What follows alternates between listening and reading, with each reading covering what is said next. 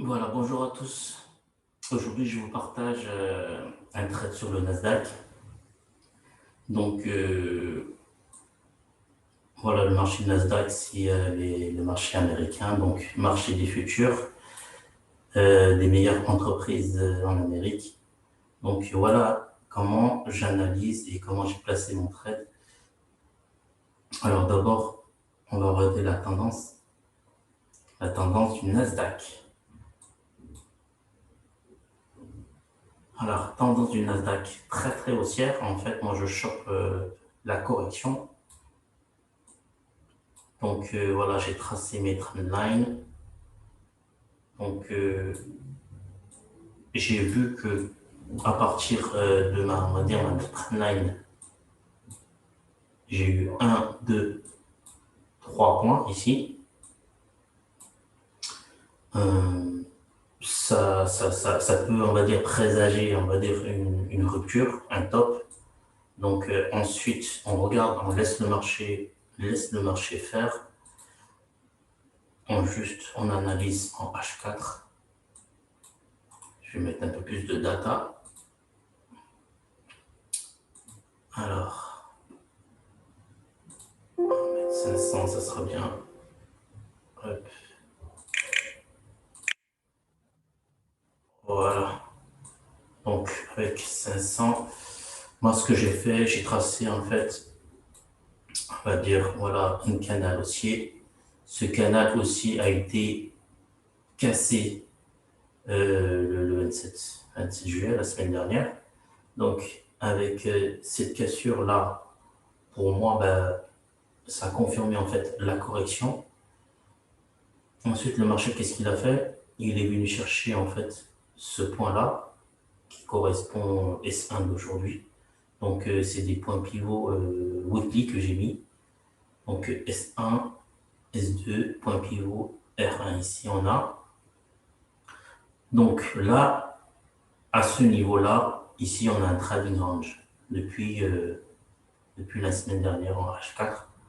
Donc, le marché, il oscille entre, voilà, les 15 080 en gros, et le S5 qui correspond à 14 772. Voilà. Donc, il oscille entre ces deux prix. Voilà. En fait, quand je suis rentré, moi, je me suis mis en H1. Je me suis mis en H1. On analyse d'abord le trending range, comment il a fait. Alors ici, on a une première cassure. Voilà. Donc, première cassure. Marché, il vient chercher un support. Voilà. Ensuite, il est venu chercher la résistance. Il est venu tester une fois la résistance. Voilà, c'est clair. Ensuite, le marché va repousser, mais les acheteurs sont revenus pour revenir chercher en fait, on va dire, les stops ici. Parce qu'il y a des gens qui mettent des stops ici, bah, voilà, ils ont sorti pour repartir dans le bon sens. Voilà, moi je le vois comme ça, comment le marché se. C'est un marché de dupes, hein, de toute façon, hein, les marchés. Parce qu'il faut savoir que voilà, il y a l'économie virtuelle qui est la bourse et il y a l'économie réelle où c'est nous qui travaillons tous les jours, pharmaciens, docteurs, tout ça, tout ça. Voilà. Et on continue. Ici, le marché, il a sorti les acheteurs et il a sorti les vendeurs aussi. Donc, en fait, il a fait un vidage du carnet d'ordre à ce niveau-là. Après, c'est qu'ils ont mis le stock bien vendu, ils repartent dans le bon sens. Il revient chercher le support là. On peut le mettre un tout petit peu, ça touche pas, mais voilà, faire en sorte que ça touche. voilà, il a fait une fois, deux fois un retest. Ici aussi, on pouvait encore rentrer à ce niveau-là. Soit on rentre à ce niveau-là, mais c'est très très tard, tu vois.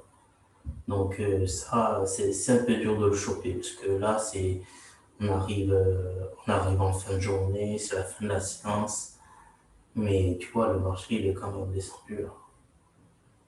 Là, il fallait pas dormir.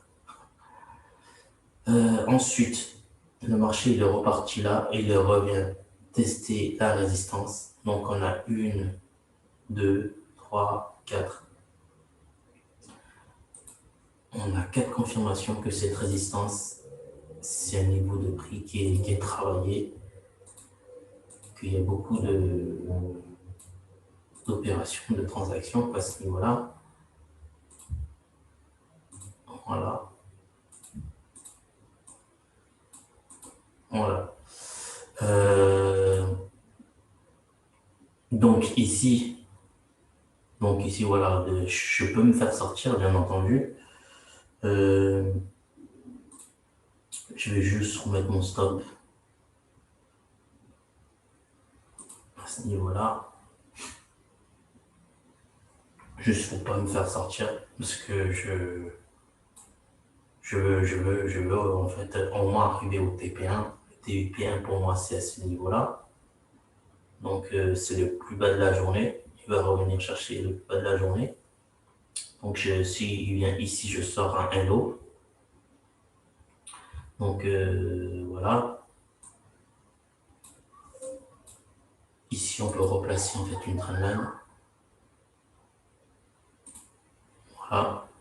Ici jusqu'à la résistance. Voilà. Hop. Moi je suis rentré en fait à ce niveau-là. Ici.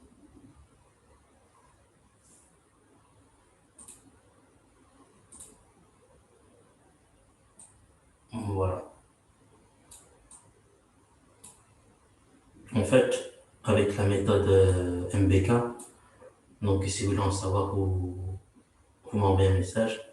La méthode MBK, on va dire, c'est ici, il y a une période d'accalmie des volumes. Tout d'un coup, d'un seul coup dans la journée. Donc ça correspond, on va dire, à l'ouverture du marché de New York. Et à 16 heures, voilà, ce volume-là a explosé. Il est vraiment, on va dire, là, on va dire le plus haut déjà, il a presque 7 000. Et, et le volume, il est à 75 000. Presque 10 fois, enfin plus de 10 fois de tous les volumes précédents. Ça annonce, ça annonce une vente. Donc après, comment il faut faire? Il ne faut pas vendre de suite ici, tu vois. Donc on laisse sur le marché, il fait sa correction haussière. Voilà. Donc ici, on a eu trois bougies haussières.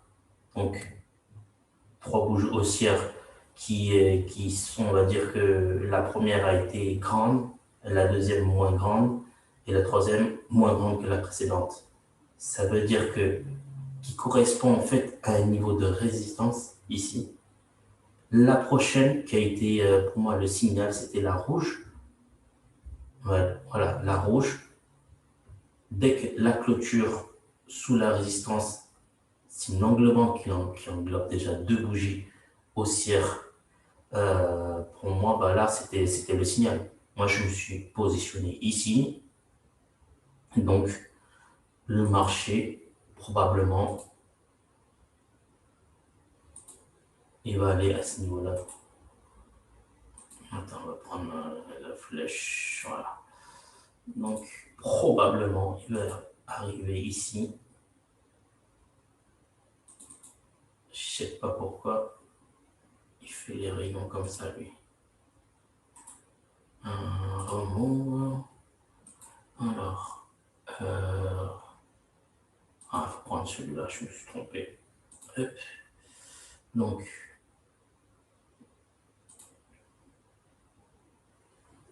Donc, depuis la résistance, là, il va aller chercher ce niveau, son plus bas d'aujourd'hui. Déjà, il est en train de tester l'open. Il faudrait qu'il clôture en dessous de l'open pour que son jusqu'à on va dire, la clôture du marché. Il y a une probabilité que le marché fasse, on va dire, on va dire, des corrections jusqu'à arriver à ce niveau-là. Mais l'objectif final, ça sera ce niveau-là. Voilà. On peut même mettre ce niveau-là ici. Voilà, comme ça. Voilà, voilà. Donc, voilà mon analyse sur le Nasdaq. Et je vous retrouverai une prochaine analyse. Salut, à bientôt.